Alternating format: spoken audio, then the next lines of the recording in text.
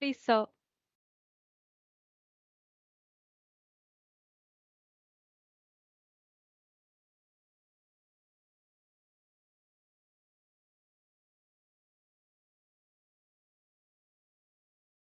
Introduction.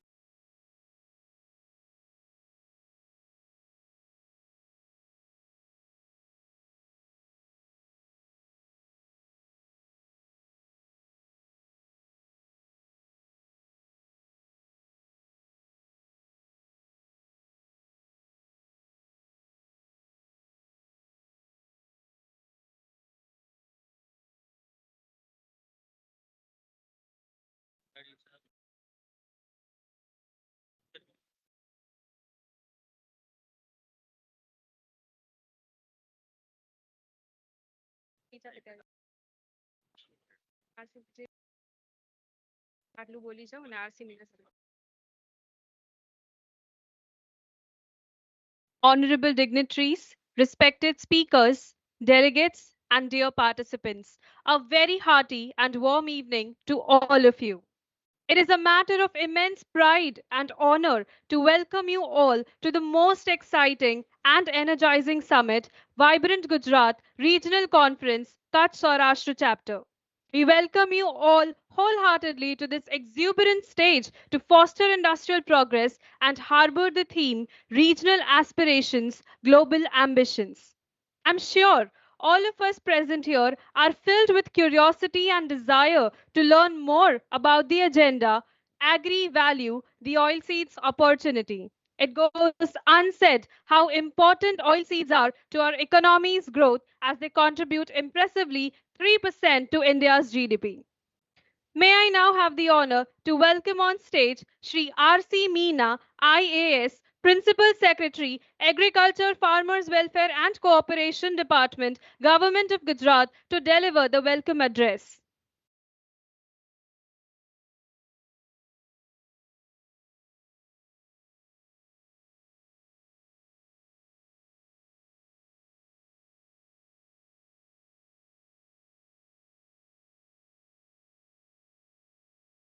Good afternoon.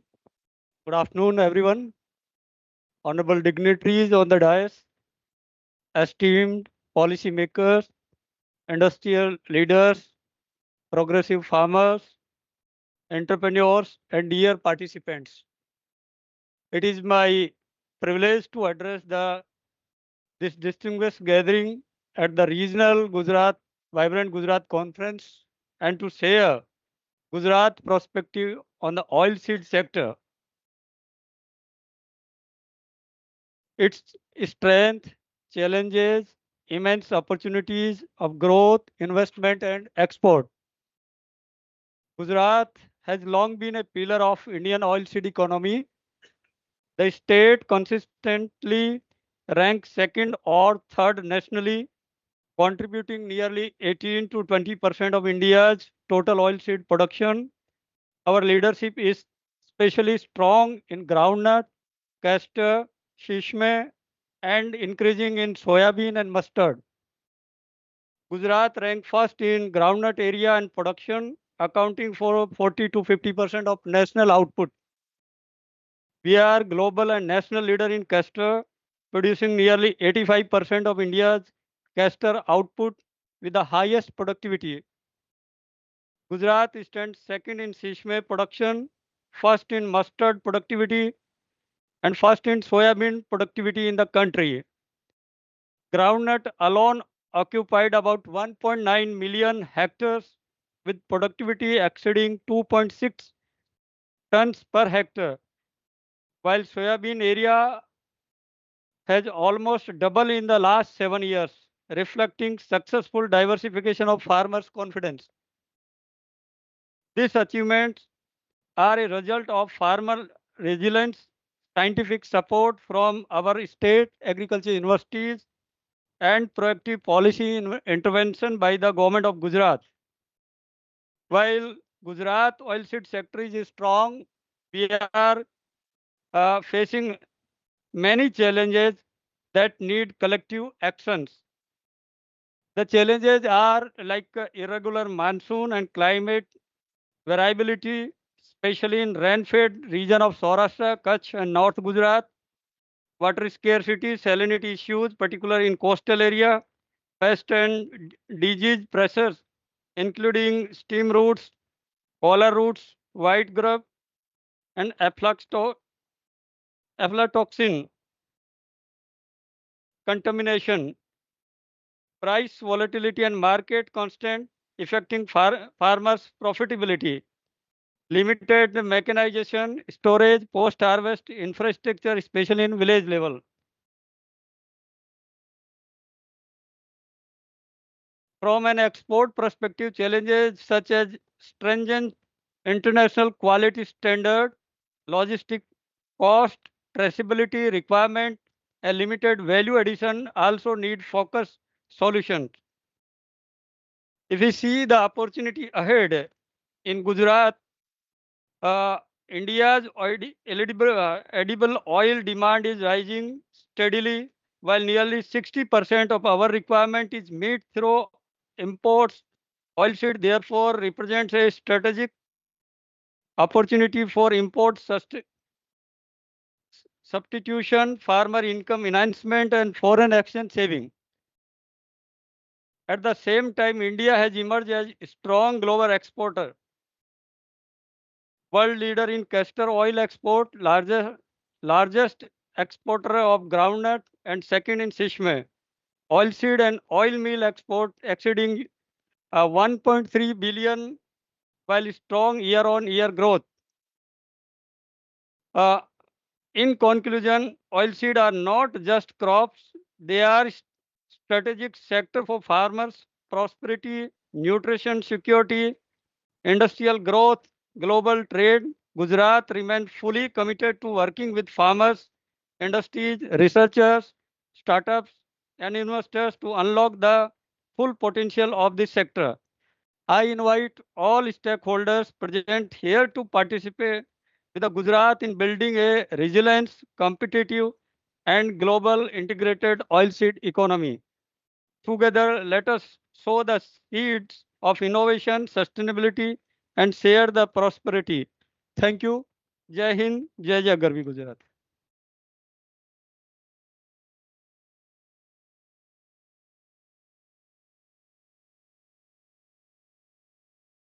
Thank you so much, sir, for your insights into the agenda, for your words marked a great beginning to the discussion. I would now request the dignitaries to kindly allow us to arrange the dais before proceeding further. You may please shift to the front.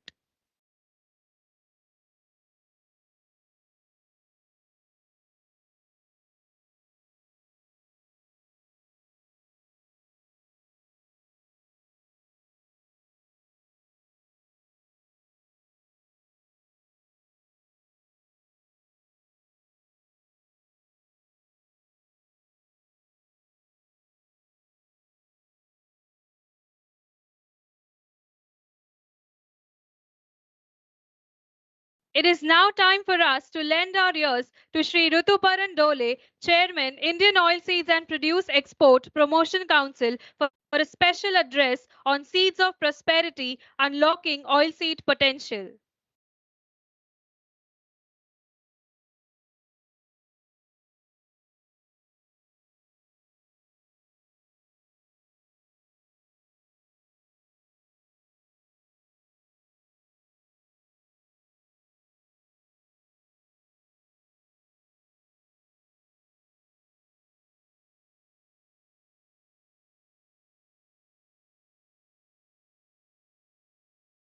Hello, everyone. Uh, Good afternoon to everybody. I'm really honored to be here. My name is Rutupan Dole. Actually, I am immediate past chairman. My tenure just finished around 6 days back. Uh, but I'm also a director in IOPPC, Indian Oilseed Produce Export Promotion Council. Our basic objective is to promote exports of oils and oilseeds from India. Sir मैं English में भी बोलूँगा और हिंदी में भी बोलूँगा wherever I feel comfortable अगर मुझे कोई पॉइंट प्रिसाइजली बात करना है तो Hindi I think will be better for everybody thank you sir तो हमारा ऑब्जेक्टिव ये है कि एक्सपोर्ट मेन ऑब्जेक्टिव है, but in the mean time हमने ये देखा है कि unless and until we put our house in order, we cannot really export the way we want. हम हाउस इन ऑर्डर मतलब ये चीज़ है सर कि we need to have everything streamline. Seeds का इश्यूज है, टेक्नोलॉजी का इशू है, इनोवेशन का इशू है. तो we will discuss about it as we move forward. So I'll start with my presentation, and I really appreciate inviting me here to deliver this speech. Wherever is possible, we come, and we want that whatever we feel, whatever we have in mind, should reach everyone who are the stakeholders of this industry. I'll just talk about IOP-EPC in brief. To create a sustainable ecosystem in the Indian oilseed sector, where all concerned stakeholders complement each other. Our mission is to strive towards making India a prominent producer, manufacturer, exporter of oils and oilseeds to the world market. These are some of our services and the activities we do.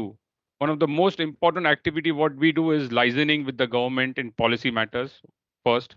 Second is that we try to create, bridge the gap and try to implement uh, technology through backward and forward integration. These are some of the activities we carry out: surveys, export awards, annual general meet. Farmer melas is one of the important thing what we do. We have to have an MOU with DGR, we have MOU with IIOR, we have MOU with NABARD, ICRISAT. The objective is that we need to reach the farmers, and council cannot do it alone. So when the institution come into the picture, scientific fraternity come into the picture, the participation is much higher. And I'm very happy to say that normally in our farmer melas, more than 500 farmers participate. Thank you. So we just take a brief about oilseeds as far as the Indian perspective is concerned. India is the largest producer of oilseed globally. Cultivation across diverse agroclimatic zones. Major oilseeds, as we all know: groundnut, sesame seed, soybean, mustard, rapeseed. Out of these oilseeds, if you see, groundnut and sesame seeds are the largest exports of oilseeds from India. Groundnut and sesame seed total contribute to around 95% of the total oilseed export from India. So you can see how dominant is groundnut and sesame seeds. Groundnut and sesame seeds, as I said, contribute to 94% of the country's total oilseed exports. Indian groundnut, India is the second largest producer of groundnuts, and friends, second largest exporter of groundnuts to the world market. India produces high quality non-GMO groundnut for the global market. We have varieties, export varieties like high oleic type developed Girnar 4, Girnar 5, Girnar 6, which has high oleic acid, which ranges from 78 to 80%. As far as sesame seed is concerned, we are the largest producer in the world with 700 to 800,000 metric tons of production. Round the year availability, we have Kharif, we have summer, we have Rabi. So across all over India, we have availability of sesame seeds. We have white, black, red. So much variety. I don't think any other country has in with them. We have the best of the hulling industry in the whole of the world. Best of the technology in hulling of sesame seeds. We have established production of around easily processing of around 250,000 metric tons. These are the export potential of total oil seeds we have shown, but we have put sesame and groundnut, which you should concentrate on, because all other oil seed export is not much. So India exports around 240,000 metric tons of sesame seeds, and India exports around 600 to 700,000 metric tons of groundnut to the world market. If you see, the quantity has increased, but unfortunately, the value has decreased because it is connected to various factors, global factors, and the value has decreased, but in volume terms, it has gone up. These are the top 10 groundnut producers and exporters in the world. If you see, China is produces 600,000 tons. Sorry. exports 600,000 tons, and its production is around 19,000 thousand metric tons, which comes to around 1 crore 90 lakh metric tons. So China exports around 600 metric tons. India exports around 746,000 metric tons. So if you see the export quantity against production, India hardly exports around 7 to 8% of its total production. Whereas the biggest competition or biggest exporter to the world market is Argentina. Their export is around 10,000 tons. Their crop is hardly 14 lakh ton, and whereas their exports is around 71%. So if you see, Argentina is the largest exporter in the world, which is catering to mainly European market, followed by United States of America, and then India, and then China. Sorry. This is the trend of Indian groundnut consumption domestically. So around 40% of what is produced is for direct consumption, food, confectionery. 35% goes for oil extraction. Seed purpose is around 12%, 10% for exports, and 3% other. Leading global destination for Indian groundnut exports. Now, if you will see that we are exporting mainly our groundnut to the Far East countries, Indonesia, Vietnam, Thailand, Malaysia, Philippines, and then Russia to some extent. So major our buyers are these Far East countries. Indonesia is one of the biggest buyer for India, followed by Vietnam, Thailand, and Malaysia, Philippines. Unfortunately, we have very negligible presence in the European market because हमारे पास aflatoxin detect होता है और हमारे पास नहीं सब जगह detect होता है. लेकिन यूरोप में क्या है, यूरोप में उसका जो रेसिडुअल लेवल है, मैक्सिमम रेसिडुअल लेवल वो 2 ppb का है. तो उसके वजह से it is very difficult to match that level, और बहुत बार एफ्लोटॉक्सिन आ जाता है, and that is the reason the consignments are rejected. तो एक्सपोर्टर डरता है एक्सपोर्ट करने के लिए यूरोपियन मार्केट को. अगर यूरोप मार्केट हम केटर कर पाए तो आई डोंट थिंक इंडिया के लिए sky is the limit. European market sir आज 8 से 9 लाख मेट्रिक टन का है, और हम उधर 20 से 25 हजार टन एक्सपोर्ट कर रहे हैं. अगर हमने एक जो मार्केट बड़ा है फार ईस्ट, वो हमने ऑलरेडी कैप्चर कर लिया है. हमको कैप्चर करना है यूरोप. वो अनफॉर्चुनेटली बिकॉज उसका जो स्ट्रिंजेंट रिक्वायरमेंट है उसके वजह से हम लोग उसको कैप्चर नहीं कर पा रहे. लेकिन डीजीआर और हम सब लोग इस पे काम कर रहे हैं, and I am sure down the line कुछ ना कुछ निकलेगा जिसके वजह से हम लोग एफ्लाटॉक्सिन को कंट्रोल कर पाएंगे. क्यों, उसका रीजन क्या है, उसका सोर्स क्या है, वो उस पर सब ने बहुत पढ़ाई कर ली है. लेकिन we are not able to match the safety standards of the European market. Sir value added products ये बहुत इंपॉर्टेंट है. सर आपने ये देखा रहेगा कि कमोडिटी बिजनेस में रिप्लेसमेंट बहुत इजी होता है. फॉर एग्जांपल हम लोग कर रहे हैं ग्राउंड नट और हम लोग कर रहे हैं सेसमे सीड्स, एक कमोडिटी हो गई. ब्राजील आ गया, एक एक एक्सपोर्टर के पास 10-10 हजार हेक्टर्स का फार्म है, कॉन्ट्रैक्ट फार्मिंग है. 10 एक्सपोर्टर्स रात को बैठ के डिसाइड कर सकते हैं कि नेक्स्ट ईयर ये कौन सा क्रॉप सो करेंगे. ये ऐसी हालत है. तो ब्राजील से तो हर कंट्री डरने लगी है. जो वॉल्यूम में वो लोग आ रहे हैं, जिस तरीके से एग्रेसिवली वो आ रहे हैं सब प्रोडक्ट्स में, सोयाबीन में उन्होंने यूएस को खा दिया. इंडिया सेसमे सीड 3-4 साल पहले की बात है, उनका प्रोडक्शन हुआ करता था 30,000 टन. आज वो 3 लाख टन के ऊपर चले गए, 3,15,000 टन. नो डाउट उनका क्वालिटी थोड़ा अलग है, उसको उसका शेल्फ लाइफ कम है, लेकिन हर वर्ल्ड में हर प्रोडक्ट का एक मार्केट है. और जब प्राइस फैक्टर आता है तो ऑटोमेटिकली मार्केट क्रिएट हो जाता है, लोगों को आदत लग जाती है.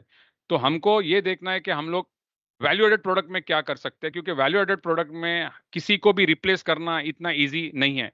फॉर एग्जाम्पल हल सीसम सीड हमारा वैल्यू एडेड प्रोडक्ट है इंडिया का.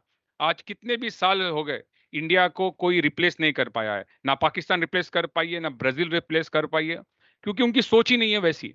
क्योंकि जितना फूड सेफ्टी मेजर्स आज इंडिया देखती है, जितना पेस्टिसाइड इंडिया चेक करता है, उतना पेस्टिसाइड सोच तक पाकिस्तान नहीं कर सकता, अफ्रीका का नहीं कर सकता। जो स्टेबिलिटी पॉलिटिकल हो, स्टेबिलिटी इंडिया दे सकती है, जो लॉजिस्टिक स्टेबिलिटी इंडिया दे सकती है, वो फूड सेफ्टी जो इंडिया दे सकती है, आज दूसरे अपना कंपटीशन नहीं दे सकता है।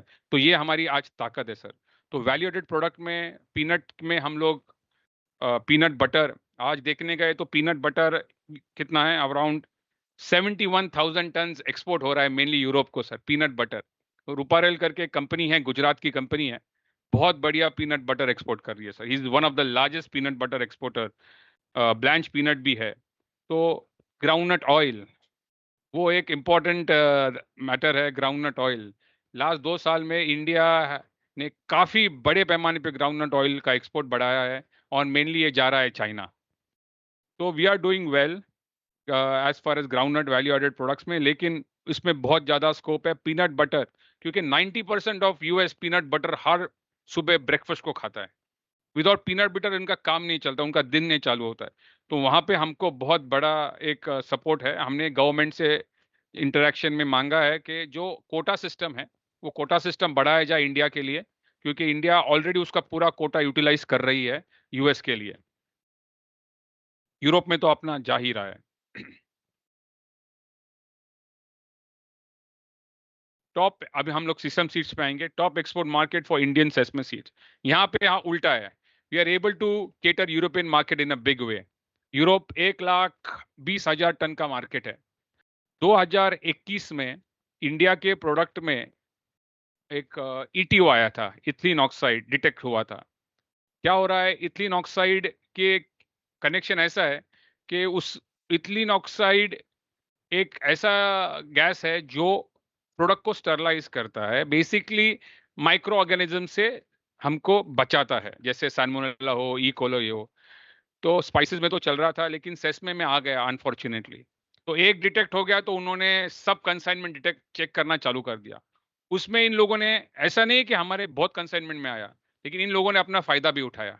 बायर्स लोगों ने, इन्होंने क्या करना चालू कर दिया कि कौन सा भी सैंपल, क्योंकि उस टाइम पे कोविड चल रहा था, सैंपल ले लिया, जाके अथॉरिटीज को दे दिया।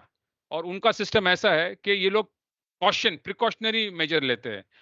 आया कि नहीं आया वो बात की बात है, प्रूव होना, लेकिन वो सब जगह पे उसको फ्लैग कर देंगे कि रिस्क है, ये रिस्क है, प्रिकॉशन लो, प्रिकॉशन लो। और हमारे इधर ऐसा देखा जाता है कि इसने गुनाह किया है। तो ये अनफॉर्चुनेटली हमारे 400 के ऊपर शिपमेंट डिटेक्ट हुए।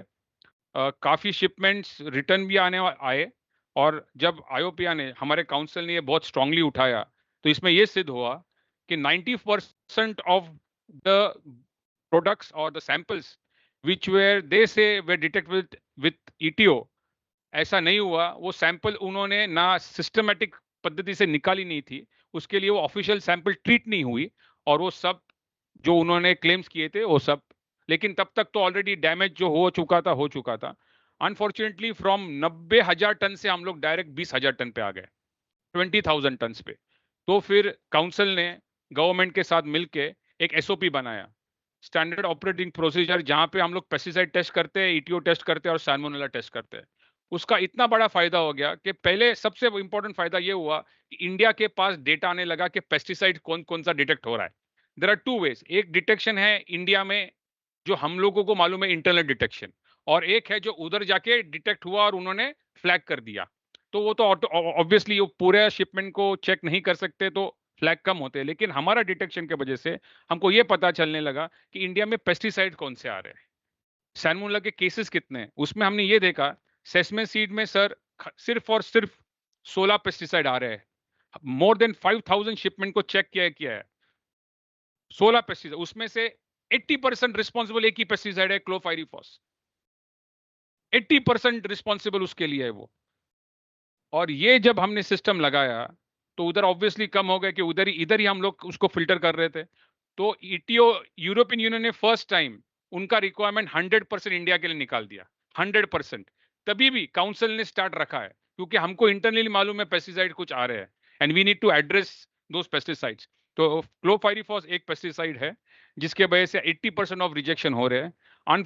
देखने गए तो ये एक नॉन सिस्टमिक पेस्टिसाइड है, जिसको फाइलर मतलब स्प्रे के फॉर्म में प्लांट पे डाला जाता है।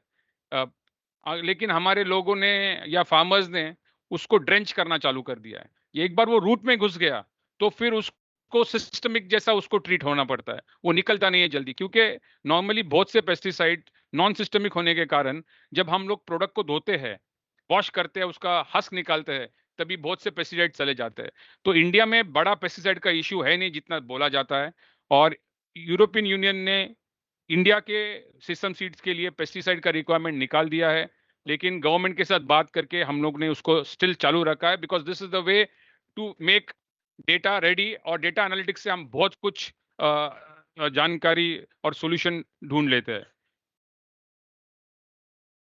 ईटीओ तो खत्म हो गया इंडिया से, लास्ट 3 इयर्स में एक भी डिटेक्शन नहीं है यूरोप में, पूरा 100% निकल गया है ETO. Value added product of sesame seeds, sir hull sesame seed भी मैं वैल्यू एडेड बोलता हूँ, क्योंकि उसमें बहुत बड़ा मेहनत लगती है। रोस्टेड तो है, ताहिनी है। ताहिनी इंडिया में एक बड़ा कंसेप्ट नहीं है, लेकिन मिडिल ईस्ट में है।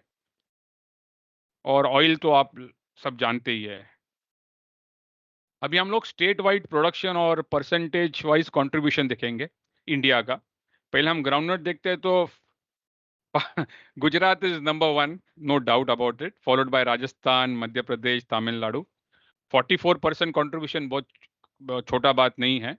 अभी गुजरात में भी 2 क्रॉप आने लगे हैं, पहले सिर्फ खरीफ पे बात होती थी, अभी समर भी धीरे धीरे 1.25 लाख, 2.25 लाख टन आ रहा है, लेकिन आ रहा है, वो भी बढ़ रहा है। हमारा ऑब्जेक्टिव भी यही है कि जहां जहां पे खरीफ में, because change in monsoon pattern के वजह से ईल्ड बहुत बड़े पैमाने पे कॉम्प्रोमाइज हुई है। सेकेंडली, इंडिया में सर्टिफाइड सीड का कंसेप्ट बहुत ही पुअर है। सीड रिप्लेसमेंट रेशियो ग्राउंडनट और सेसमे सीड में इतना पुअर है कि हम लोग, हमारी सीड में ताकत नहीं रही है। तो यही जो मोदी जी हमारे प्राइम मिनिस्टर बता रहे हैं कि हमको सीड रिप्लेसमेंट रेशियो को बढ़ाना है, उसके लिए सर्टिफाइड सीड्स अवेलेबल करनी है, वो एक बहुत बड़ा हमारे लिए चैलेंज है। गवर्नमेंट इस पे काम कर रही है। अभी आत्मनिर्भरता भारत में इन्होंने ऑयल सीड्स में सेसमे और ग्राउंडनट को काफ़ी अच्छी तरीके से हैंडल कर रहे हैं, लेकिन उसको टाइम लगेगा सर्टिफाइड सीड्स फार्मर तक पहुंचने तक। मैंने ये देखा है कि फार्मर क्या कर रहा है, फार्मर क्वालिटी सीड्स के लिए जा रहा है। अभी क्वालिटी सीड्स में ये हो रहा है कि उसमें तुमको जर्मिनेशन का गारंटी मिलता है और प्यूरिटी का गारंटी मिलता है, लेकिन वो कौन सा वैरायटी, मतलब उसका DA, what you call it, purity, in genetic purity का सर्टिफिकेशन कोई नहीं देता है, प्राइवेट कंपनीज। अभी कौन सा सीड यूज कर रहा है, कौन सा वैरायटी यूज कर रहा है, इसमें इतना बड़ा गोल है कि कुछ समझ में नहीं आ रहा किसने कौन सी सीड डाली है, कौन सी सीड आ रही है। जो अच्छी लगी उसके ऊपर लोग काम कर रहे हैं। गवर्नमेंट बोलती है कि हर, पहले 10 साल था, मुझे लगता है अभी 8 साल किया है कि एब्सोल्यूट होना चाहिए सीड, नई सीड वैरायटी आनी चाहिए, लेकिन फार्मर तक पहुंचने तक ही 7-8 साल लग जाते हैं। जब फार्मर तक पहुंचती है तब तक नया वैरायटी आ जाता है। तो मतलब जो चैलेंजेस है हमारे पास, उसको एड्रेस करना बहुत इंपॉर्टेंट है। पहले सबसे इंपॉर्टेंट है कि सीड रिप्लेसमेंट रेशियो बढ़ाओ, जो 5 और 10% पे अभी भी अटका हुआ है। जब तक वो नहीं बढ़ेगा ना, तब तक ईल्ड किसी भी हालत में, ये जो चेंज इन मानसून पैटर्न के बाद नहीं बढ़ेगा। इसके लिए काउंसिल और गवर्नमेंट ये पुश कर रहा है कि समर क्रॉप हो, रबी क्रॉप हो, उसमें आप लोग जिधर जिधर जगह है उधर आप सेसमे और ग्राउंडनट उगाओ। अभी इसमें सेसमे में मैं बताता हूं, हमने ये देखा कि जब खरीफ सीजन में लास्ट 4 साल से ईल्ड 300 केजीज पर हेक्टर के नीचे है सेसमे में, खरीफ में, अक्रॉस इंडिया। अभी आप खरीफ में बोल रहा हूं, और यही आप गुजरात में समर क्रॉप में देखेंगे तो 900 मिनिमम है और 1200 तक जाता है। सो ये फार्मर्स को भी एक फिजिबल काम हो गया, और हमारे जैसे लोगों के लिए जो एक्सपोर्टर है, जो एक्सपोर्टिंग कम्युनिटी है, वो round the year seed available होना चालू हो गया, सब सीड होना चालू हो गया। तो दैट्स अ गुड थिंग। हम सेसमे सीड पे जाएंगे। वेस्ट बंगाल रेडिश आता है, जो डबल स्किन रहता है, वो ऑयल के लिए नॉर्मली यूज होता है। मध्य प्रदेश, गुजरात, उत्तर प्रदेश, तो इसमें गुजरात 3rd नंबर पे है। समर क्रॉप के वजह से गुजरात का सीड काफी अच्छा आ रहा है। ग्राउंडनट प्रोडक्शन इन गुजरात है लगभग, हम प्रोडक्शन में कम नहीं है, प्रोडक्शन डिसेंटली लास्ट 3-4 साल से धीरे धीरे बढ़ रहा है। ईल्ड भी ठीक आ रही है ग्राउंडनट की। मेजर ईल्ड का प्रॉब्लम सीसम सीड्स में है, जो ईल्ड कॉम्प्रोमाइज हुई है। आपने देखा समर में ईल्ड अच्छी है, लेकिन खरीफ में ईल्ड कॉम्प्रोमाइज हो रही है। मेजर चैलेंजेस मैंने जो आपको ऑलरेडी बताया है, सर्टिफाइड सीड्स, सेकंड है पेस्ट, जो पेस्टिसाइड यूज कर रहे हैं, और पोस्ट हार्वेस्टिंग, जहाँ पे हम लोग अफ्लाटॉक्सिन और स्टोरेज के टाइम पे और प्रोसेसिंग के टाइम पे उसको कंट्रोल नहीं कर पा रहे हैं। रिजेक्शन कंसाइनमेंट में मैंने जो बोला, क्लोफाइरीफॉस अराउंड 75% रिस्पॉन्सिबल है, और ये 16 पेस्टिसाइड है जो छोटे प्रमाण में दिख रहे हैं लेकिन आ रहे हैं। Conclusion, India still stands a global leader in groundnut and sesame seed. Gujarat particularly Saurashtra Kutch belt sesame भी करता है, ग्राउंडनट भी कर रहा है। Non GMO value added oil seeds है, हाई ऑलिक वाले ग्राउंडनट्स है अपने पास, और one of the best quality management systems है। तो as we move forward technology infrastructure से, अगर हम we are sure that farmer income बढ़ा के साथ हम लोग एक्सपोर्ट कॉम्पिटिटिवनेस भी बढ़ाएंगे। Thank you very much.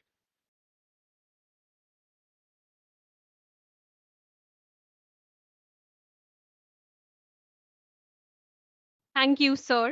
The address boldly emphasized strengthening seed innovation, farmer support, and policy reforms to boost oilseed production, something very central to our matter of concern.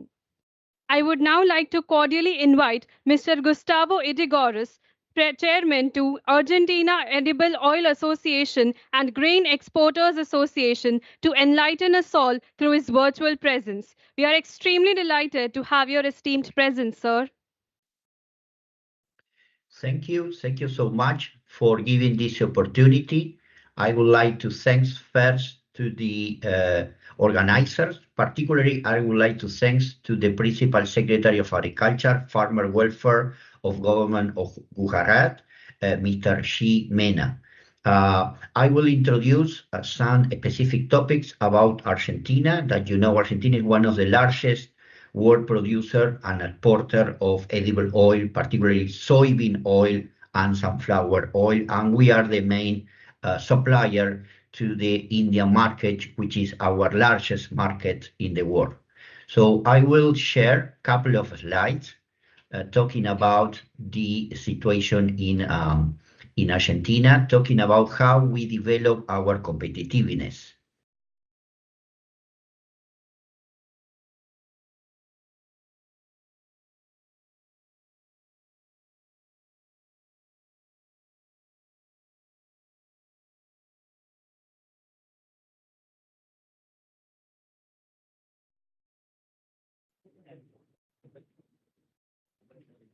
First of all, let me introduce, we have in Argentina two private economic chamber.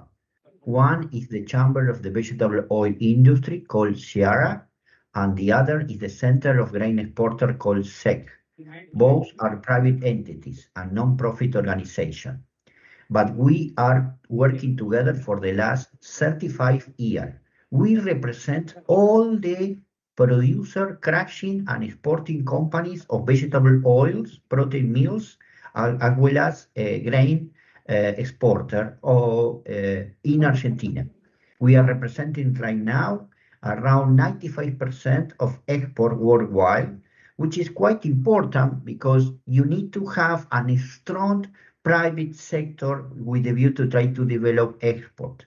Secondly, we have several agreements and understanding with important private chambers and like the Solvent Extractor Association of India, but also we have some agreement on cooperation with public entities in different countries.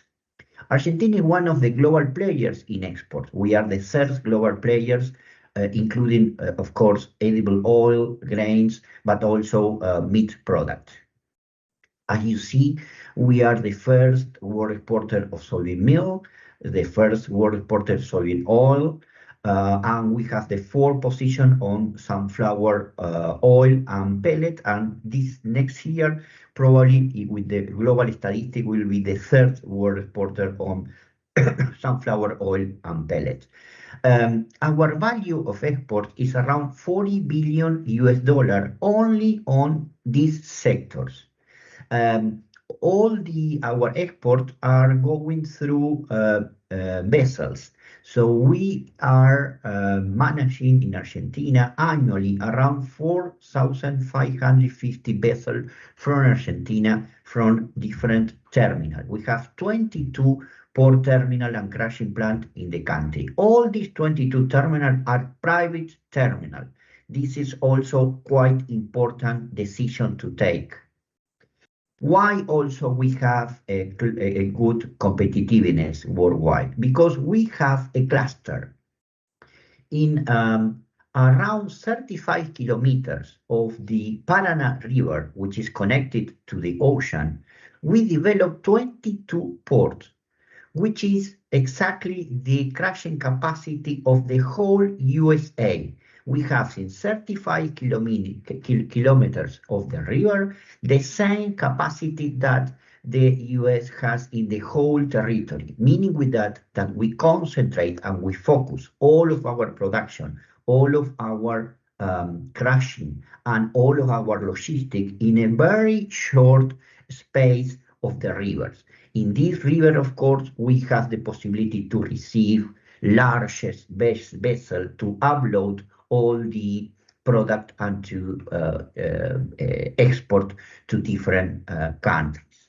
Secondly, the production of soybean, in particular, and sunflower, of around 50% of the total annual production is no more or less than 300 kilometers from our port, meaning with that we reduce a lot the local and the national logistic cost, which is one of the largest costs that you need to take into account if you want to develop an export policy. As a key point, it's quite important to develop an efficient export logistic scheme that should be developed with private ports, but under a state and long-term public export policy. This export policy should be at least to be in mind no more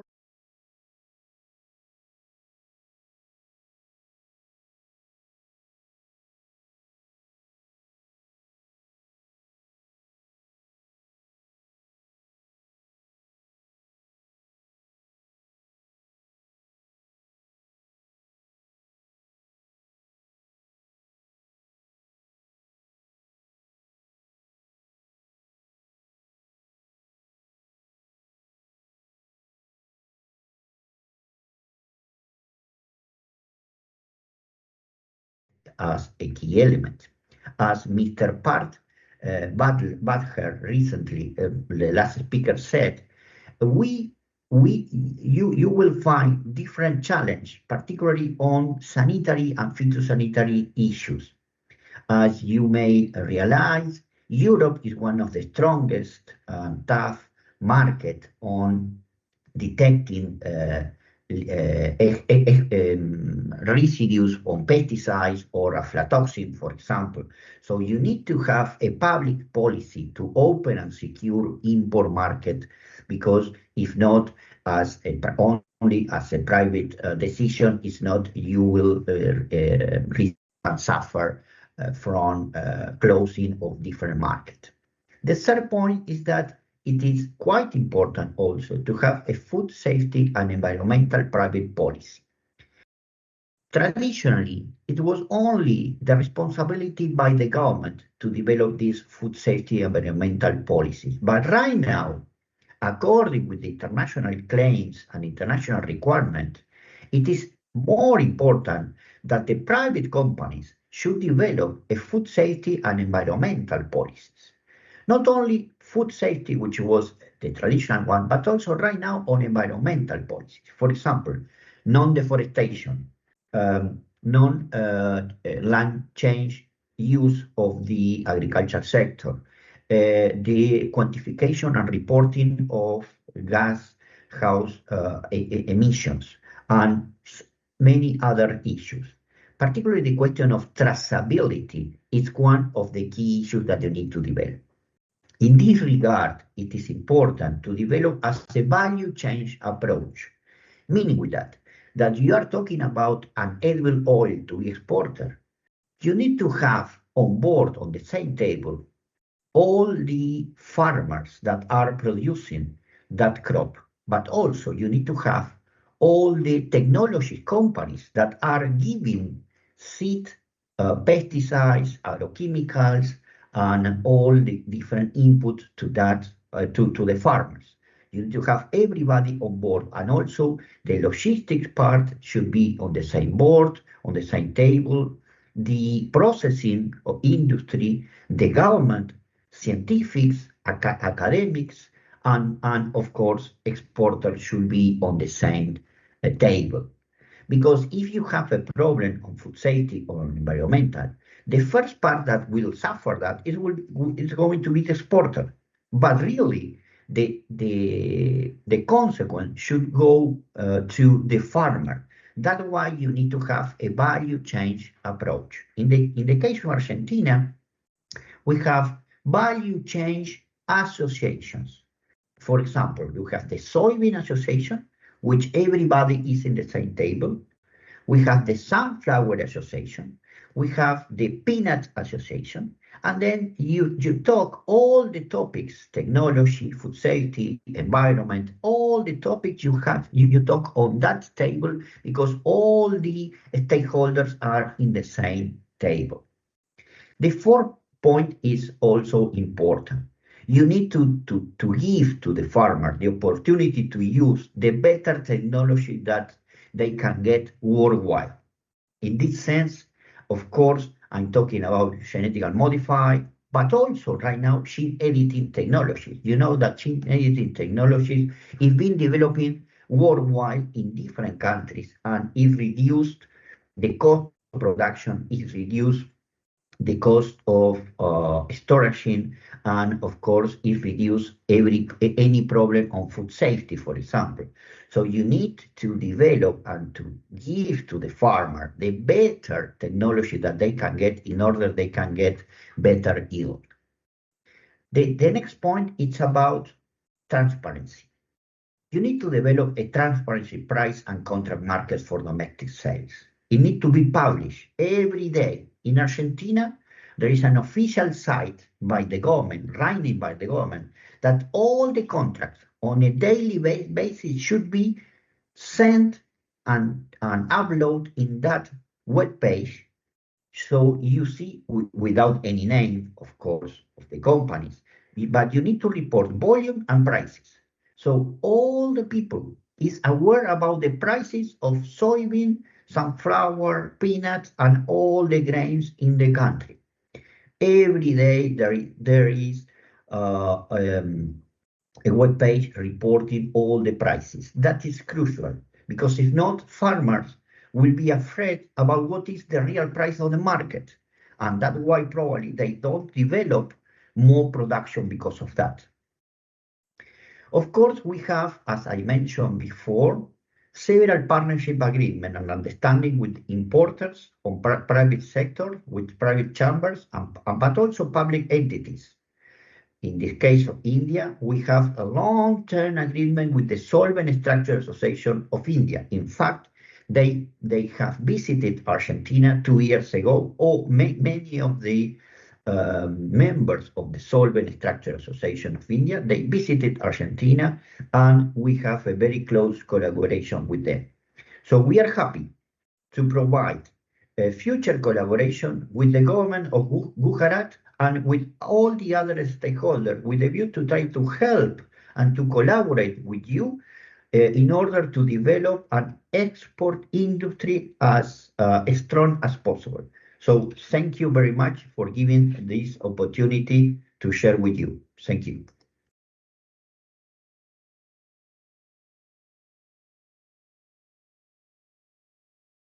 Thank you so much, sir, for your far-sighted vision on today's agenda that spoke volumes about the oilseed opportunity.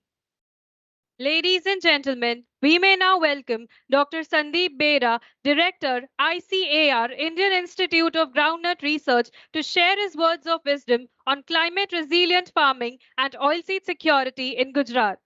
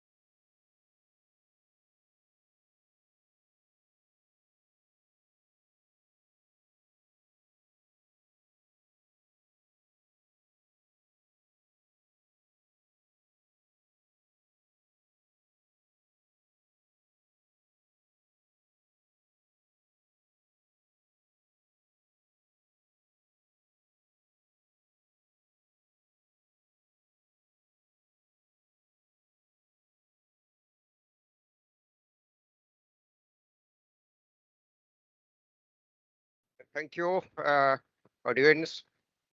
And also, I am thankful to Government of Gujarat for inviting us. And before me, Mr. Dole also spoke about groundnut. And we are only for groundnut. Myself, S.K. Bera, Director, Indian Institute of Groundnut Research, under ICR, Indian Council of Agricultural Research, under the aegis of Ministry of Agriculture, Government of India. So this topic has been allotted to me to speak about the oilseed security in Gujarat. So I will restrict only Gujarat. What is the picture of oilseed for last 5 years? And where is the scope, where we can go and how to go? So basically policy issues, little bit agriculture department issues, and from there investor or processor or exporters can take clue something. So this is the last 5-year picture of total oil seeds. Gujarat grown only 4 or 5 major oil seeds. Here we can see 23-24 there is a drastic fall in area because of climatic conditions. 2021 it was 33.5 lakh hectare, but again we have achieved in 24-25 33.45 lakh hectare because of some scientific intervention as well as government policy through National Mission on Oilseeds. Lot of money funds are pumped through government, FPO, private agencies, both state government as well as central government organizations. So thanks God, this year 24-25 we have jumped, and 25 Kharif data I have not shown here. Again we have jumped 25 Kharif. Still there is a summer season is waiting and we will jump again. And for groundnut, those who are involved in groundnut or groundnut stakeholders present here, for them I am telling or submitting, we have a bumper production we were expecting, but last moment of rain in the month of October and November spoiled little bit, maybe 10%, 15%, but still we have a good production, productivity, and export we can expect. And this time, because of that low temperature, rain, and till we are continuing a low temperature, probably that aflatoxin contamination may be less also. But we have to be very careful about the storage and procuring from farmers, producer to shifting to the container. We have to be little bit careful because most of the cases farmers are submitting or bringing market to the market their produce with a high moisture. So we have to be very, very careful about the moisture content of the all oil seed, particularly on groundnut.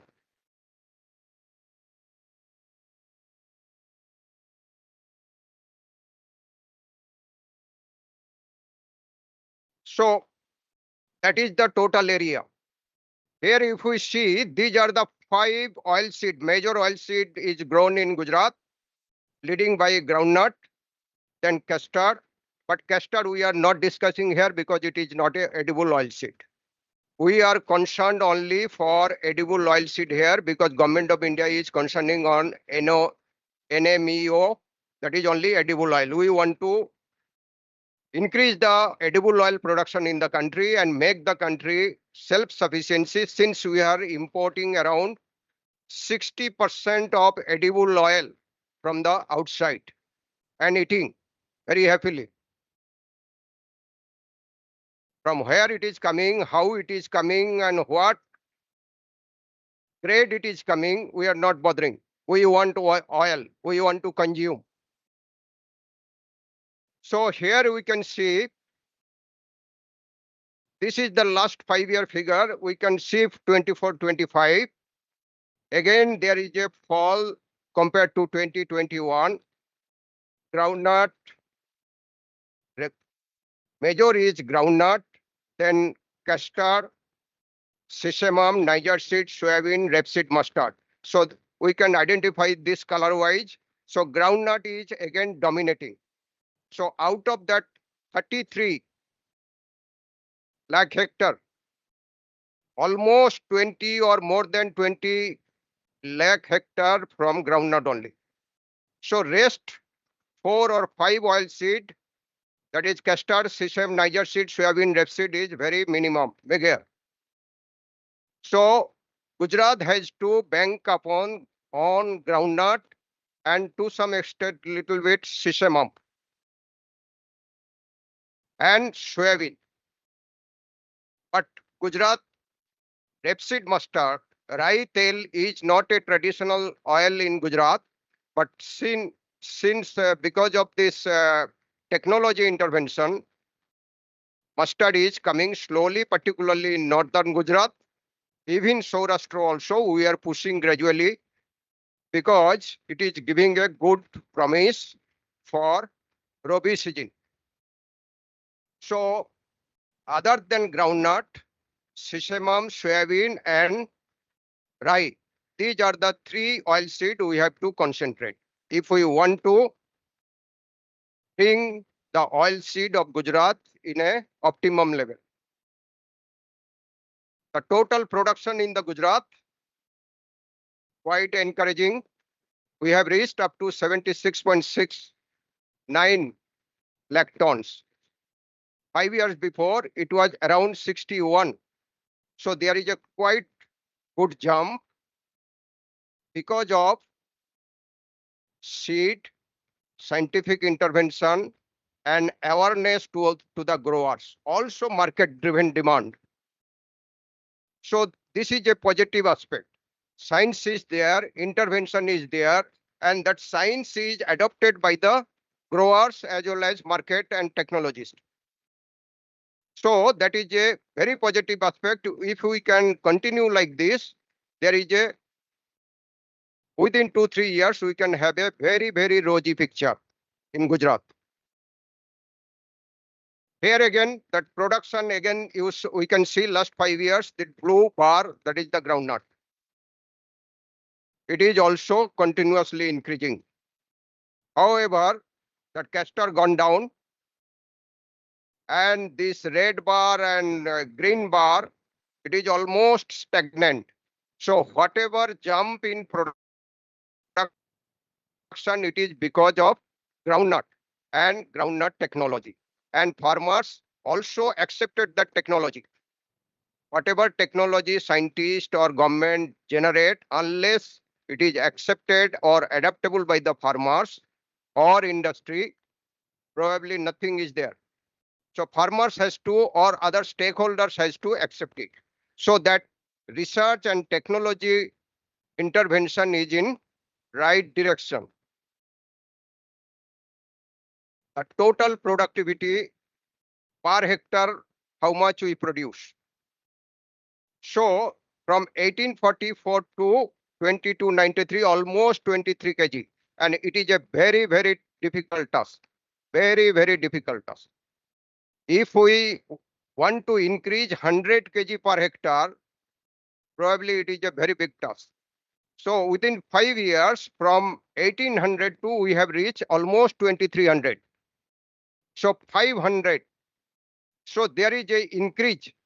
So that whatever research, whatever technology we are giving or generating, so that is giving a good support and giving the result. Similarly, here we can see the productivity for groundnut and all other crops, except groundnut. There is a jig and jag. Some year it is coming up, some year it is coming down. So only this 24-25, little bit drop is there. Otherwise, last 4 years, there is a continuous increase. So that is a good aspect for the industry. So you can have a continuous inflow of material from the producers, and not only from Gujarat. This is the picture of from all over India. All the major states of groundnut growing or other oilseed crops continuously increasing the production because of this oilseed mission, as well as that machinery put, government machinery has been put on the function. So if we pinpoint the groundnut cultivation all over India, these are the 9 states, major groundnut growing states. And as it is, Gujarat is the number 1, both area, production and productivity. So that is the principal oilseed crop of Gujarat. Out of that 33 lakh I told, last Kharif it is 22 lakhs. So 10 lakhs, all the 5 crops go occupy. Groundnut occupy 22 lakhs. So next is Rajasthan, then MP. MP is a new state. Last 4 years before, MP was not in picture of groundnut. So last 2 years or 3 years, MP has come a big way. But Andhra Pradesh, Karnataka, these are the 2 traditional groundnut states, nowhere in the picture. And these three states are the Kharif groundnut. So lot of groundnut we can source from the Kharif production from these 3 states. Whereas this green color, these are the Rabi states, West Bengal, Odisha and Telangana. Here also, though area is less, productivity is high, we can have a Rabi summer groundnut we can source from these 3 states. But the next one, that the blue color state, is the Tamil Nadu, where round the year groundnut is grown all the 3 seasons. So Tamil Nadu is a very, very important state, particularly for our researchers, to give a groundnut variety for all the 3 seasons. And we can source the groundnut round the year from Tamil Nadu. And also exporter and businessmen, they are getting the groundnut round the year from Tamil Nadu and exporting through Chennai port. Even Chennai people are coming from the Gujarat to procure and sending back. So this is the picture of Gujarat. Now, if we want to increase, jump the production and make the secure in oilseed to the state, so these are the 4 we have to intervene. New avenues. What are the new avenues available with us? Crop diversification. We cannot depend on groundnut. If there is a natural calamities or something is there, so Gujarat will go down again. So crop diversification is must and very essential. Non-traditional areas. What are the areas people do not grow oilseed crops? We have to rope in that. Then cropping intensity. Cropping intensity means from a single piece of land, we have to increase the production by 2-fold or 1-fold or 1.5-fold. But we suggest around 2 or 2.5-fold. Then only we can increase. Because the cultivable land in Gujarat, it is a fix. Day by day, it is sinking because of development, roads, industry and everything. There is a data, every 2 years, we are losing around 3 to 4% cultivable land for this developmental purpose. So there is no chance of sustaining the cultivable area or oilseed area or increasing. We have to forget about increasing. If we can sustain, that will be a big game. But that is also not possible because of this rate of industrialization and development and road and buildings. So if we want to increase the area, the cropping intensification is underutilized farming situation like rice and potato fallows. The entire northern Gujarat, wherever potato is grown, after potato, we can go for a groundnut. Already adopted, lot of groundnut is grown during Rabi season after potato in Banaskata, Sabarkata, all these, even Kutch also. Wherever rice is grown in rainy season, बारिश का time में वहां after rice like West Bengal and Odisha, we can grow also short duration variety, 100 or 110 days varieties, and we can increase. Intercropping. If farmers depend on a single crop, sometime may fail. We have to increase intercropping wherever possible, and mostly widely spaced crop like cotton, sugarcane, maize, sorghum, pigeon pea, or horticultural crops. The Saurashtra, Kutch Bhuj. I have visited Kutch Bhuj. Most of the area gone to either mango or tadam.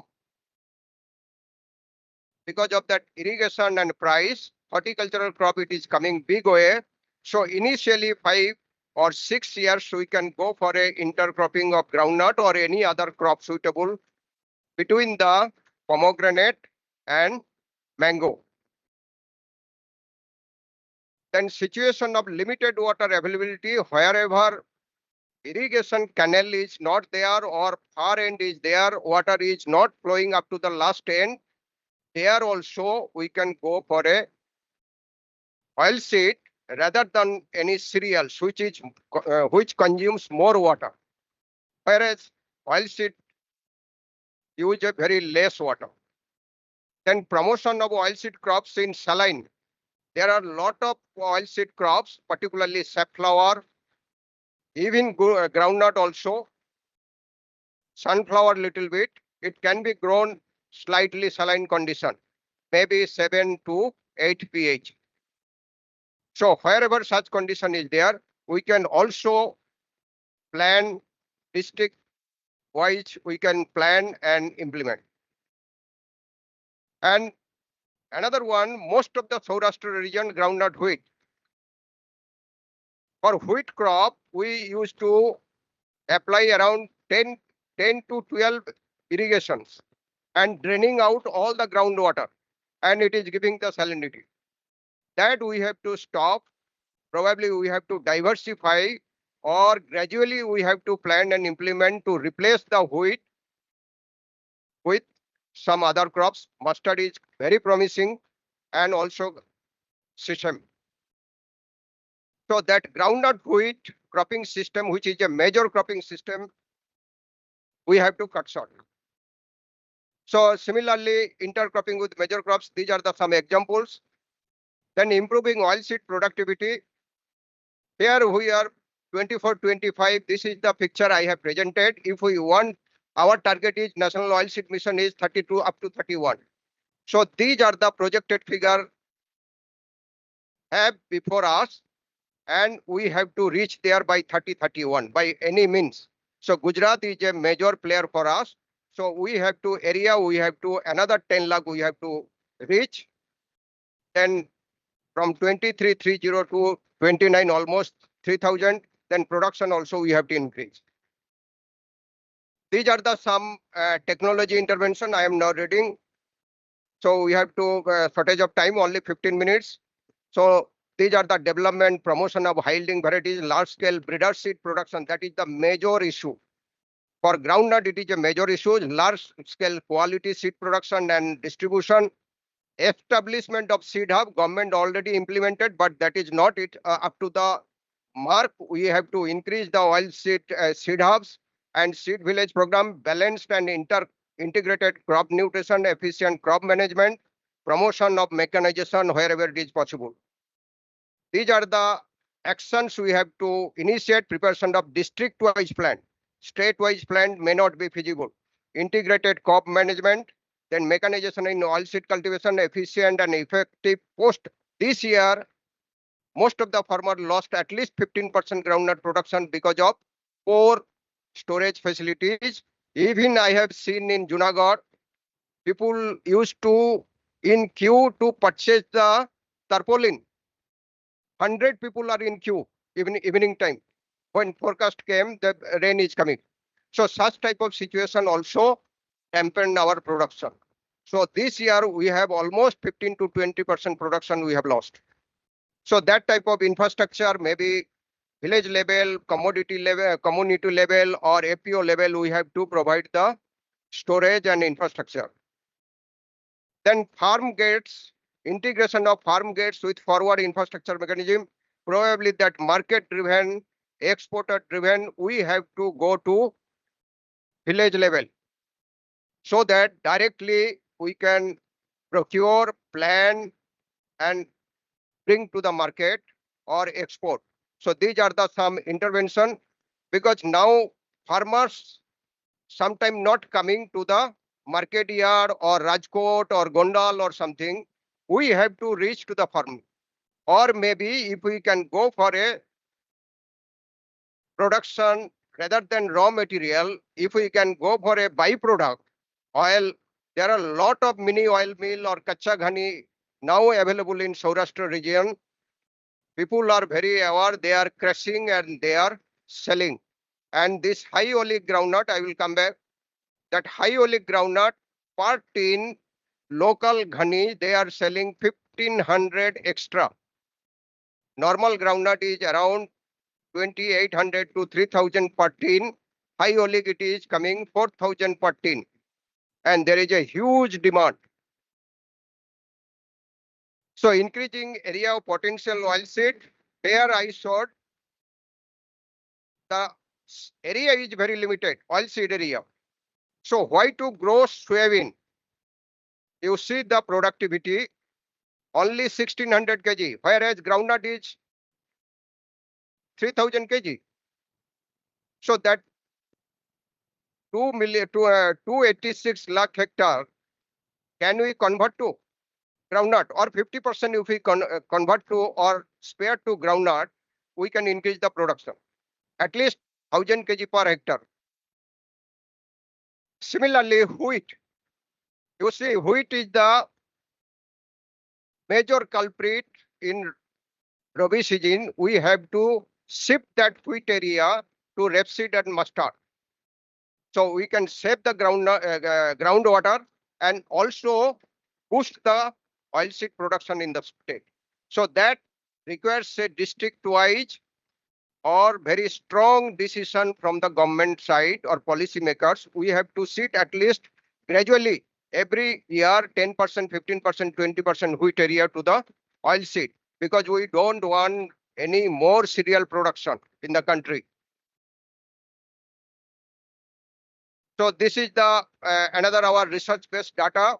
The BCR, benefit cost ratio, groundnut wheat mustard system is 4 more, but groundnut wheat it is only 3.6. So if we shift that area to mustard, there will be a bumper production and productivity of oilseed in the state. So these are the some intervention. This is the major research and outcome from our institute, and I am the developer of these two varieties, this Ginnar 4 and 5. This is the India's first high oleic groundnut variety, having 80 or more than 80% oleic acid, which is more than our olive oil. Olive oil is only 75% and costing in the mall from 1500 to 3000 kg per liter, rupees per liter.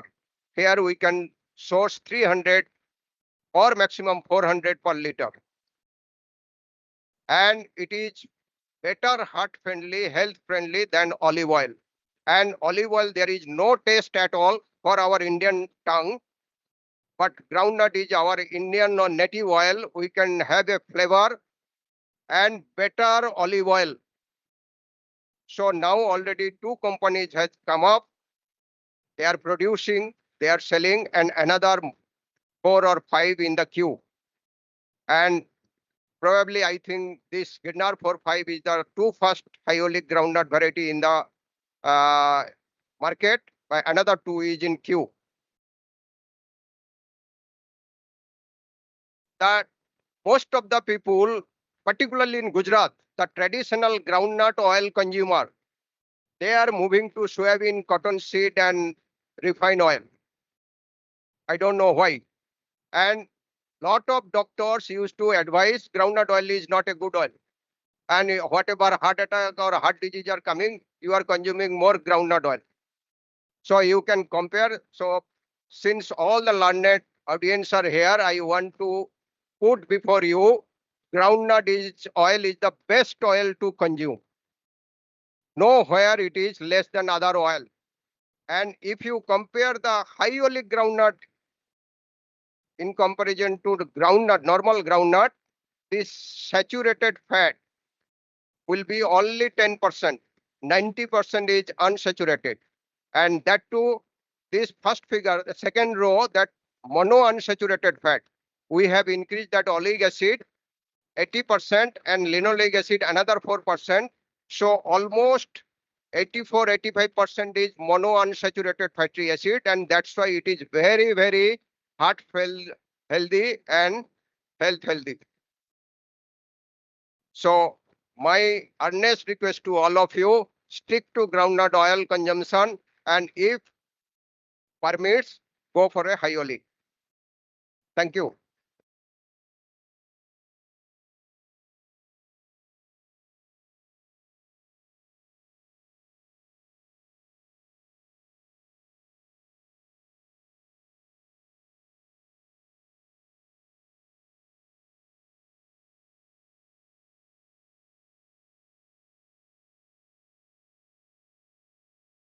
Heartfelt thanks, sir, for enlightening us with how climate resilient farming is key to strengthening oilseed security in Gujarat while safeguarding farmers' livelihoods and the state's edible oil self reliance.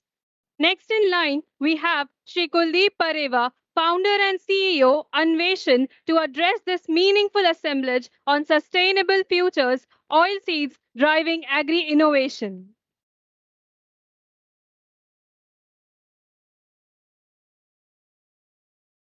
Hello, I am audible.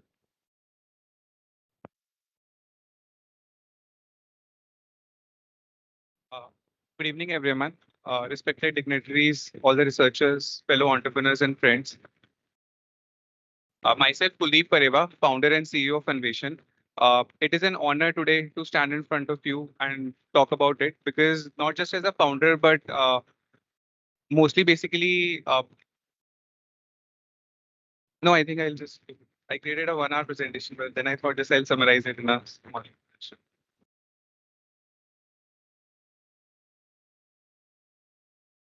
So today I want to speak about that how oils in oilseed opportunity, how processing and branding can create value, and how nutrition and consumer behaviors are changing, and because of which like native seeds are coming in more demand.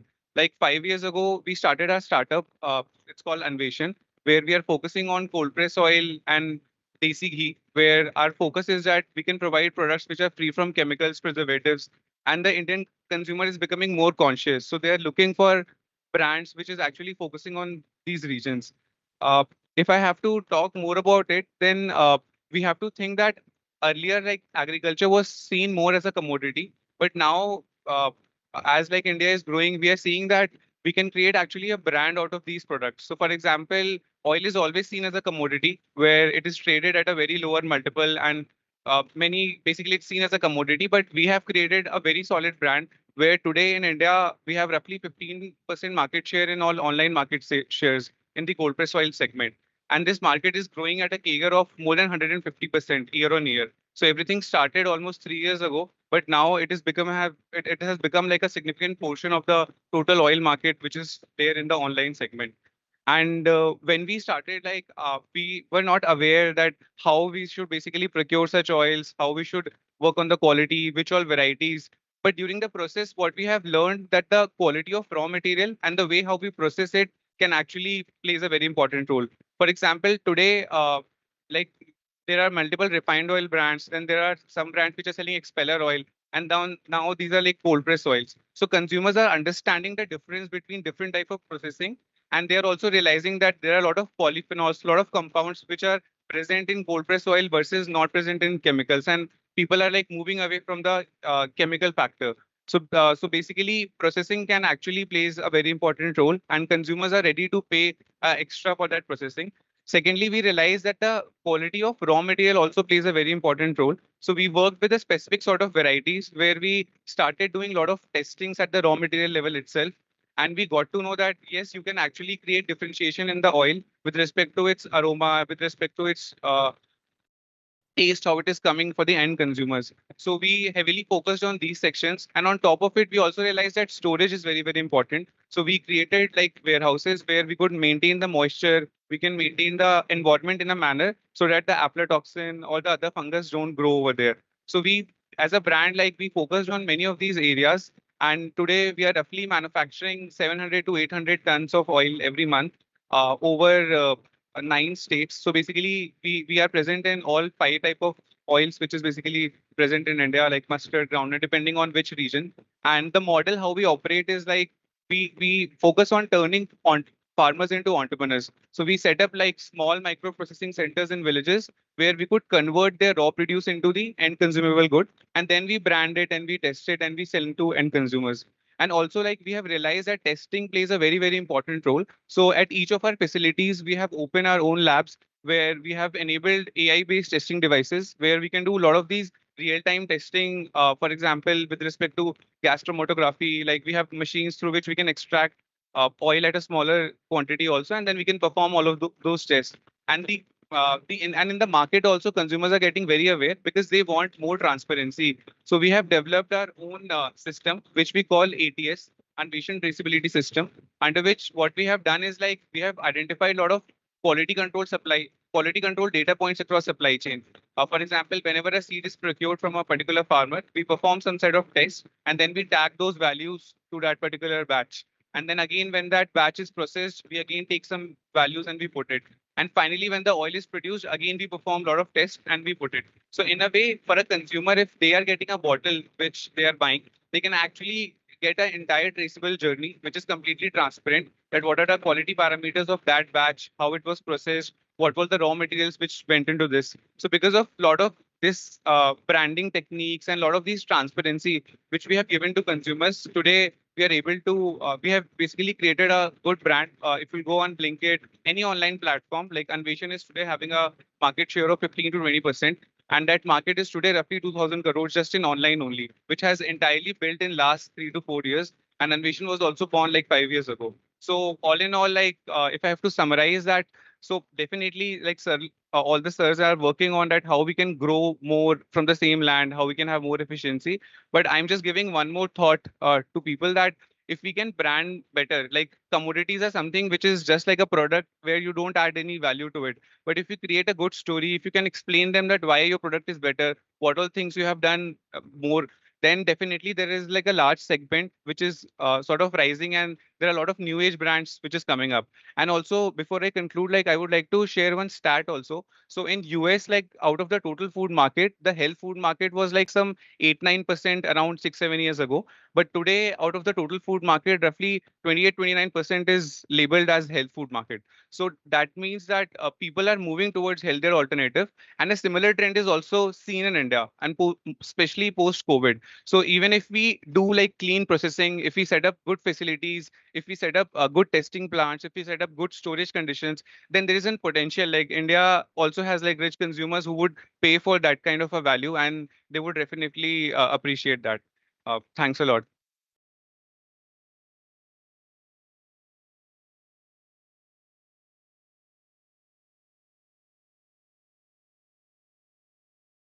Thank you, sir, for your attention towards an aspect as important as this as we move together towards a sustainable future. Before we take the proceedings further, I would like to request the dignitaries to give us some time to reorient the dais.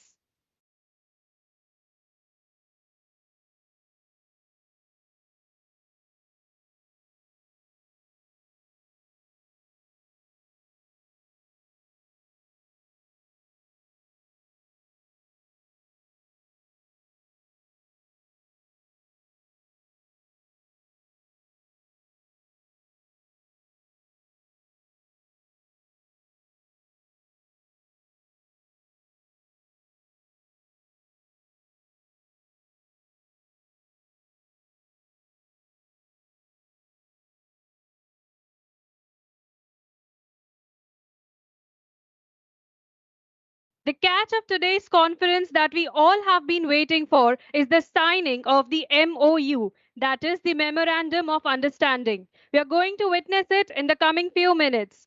I would like to request the dignitaries to come forward for a historic moment.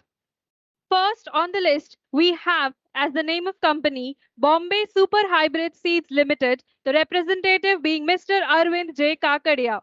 This MOU is signed with Sri Rajendra Rajput, Director of Agriculture, with the project details being cold storage, logistics, warehouse, infrastructure, solar community development. And the total proposed investment is an impressive 100 crore.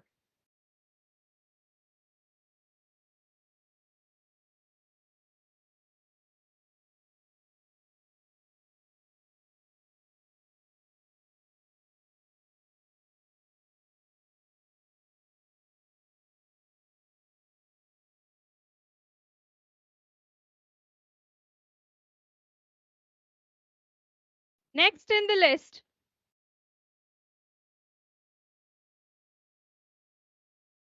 the name of the company is Advik Egg Venture Private Limited, with the representative being Mr. Nitesh Tak. This MOU is signed with Sri Rajendra Rajput, Director of Agriculture, with the project details being promote satellite-based precision farming across Gujarat and the total investment being 90 crores.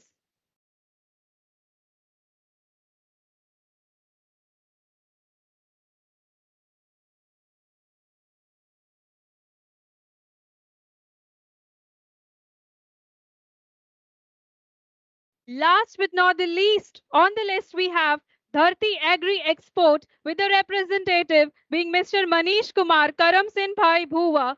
MOU signed with Sri Rajendra Rajput, Director of Agriculture, with the project details being manufacturer, processor, groundnut seeds, husk, blanched peanut. And the proposed investment is 4.98 crores.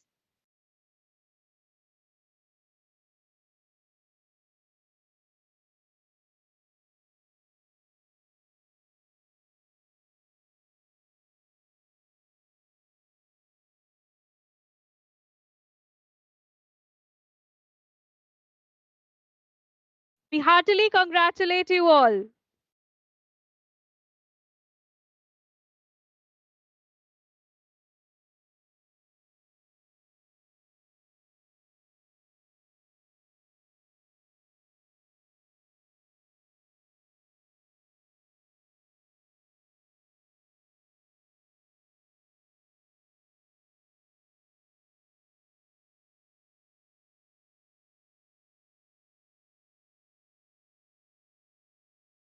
As a successful culmination to the entire conference, it is our pleasure to present a token of appreciation to the esteemed guests for their presence and everlasting guidance.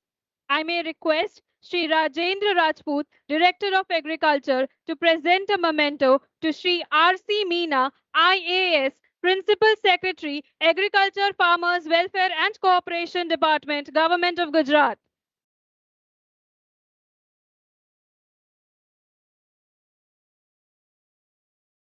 Next, I would like to request Sri A.D. Patel, Additional Director of Agriculture, to present a memento to Sri M.P. Pandya, IAS, Registrar of Cooperatives.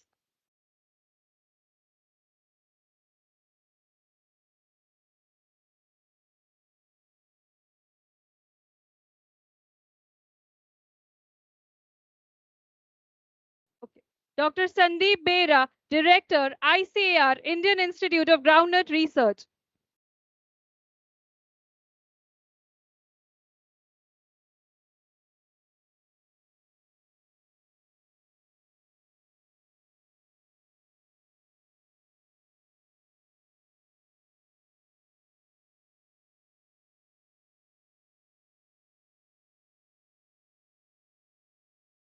Next, we may have Sri N.M. Shukla, Additional Director of Agriculture, to present a memento to Sri Mr. Rutuparna Dole, Chairman, Indian Oilseeds and Produce Export Promotion Council.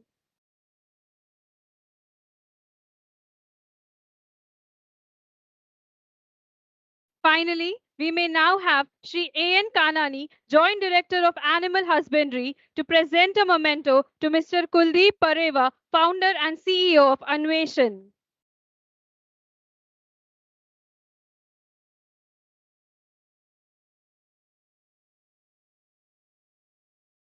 It's now time to pull the curtain. That being said, I would like to invite Shri M.P. Pandya, IAS, Registrar of Cooperative Societies, to give this conference a wonderful ending with his closing remarks.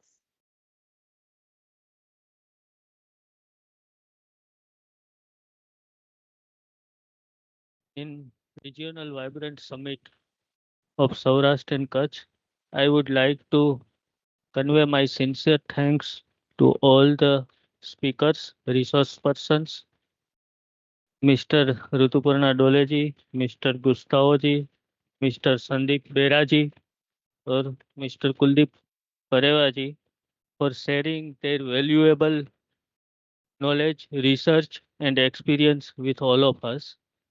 मैं अपना धन्यवाद ज्ञापित करना चाहता हूँ world bank के representative mister Vinayak जी को भी, जिसने हमें ये सब रिसोर्सेज अवेलेबल करवाने में बहुत हेल्प की और ये सेमिनार अरेंज करने में हमारी मदद की।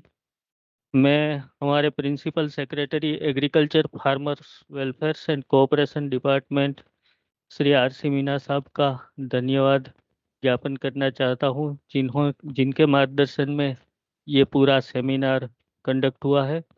एंड हमारे principal secretary and commissioner cottage industries जो हमें प्रोत्साहित करने के लिए यहाँ उपस्थित रहे, श्री एम शाहिद सर, उनका भी मैं धन्यवाद करना चाहता हूँ। हमारे विजय खराड़ी साहब, MD Gujarat agro industries corporation, who is the key person to arrange this seminar. I would like to convey my sincere thanks on the behalf of Agriculture, Farmers Welfare and Cooperation Department to him also. Thank you all of participants जो भी गुजरात के, सौराष्ट्र कच्छ के विविध भागों में से, विविध जिले में से आए सभी किसान, सभी इंडस्ट्रीज, एग्री बेस्ड इंडस्ट्रीज और रिसर्च इंस्टीट्यूट्स के सभी प्रतिभागियों का भी मैं आज धन्यवाद ज्ञापन करना चाहता हूँ। Thank you very much.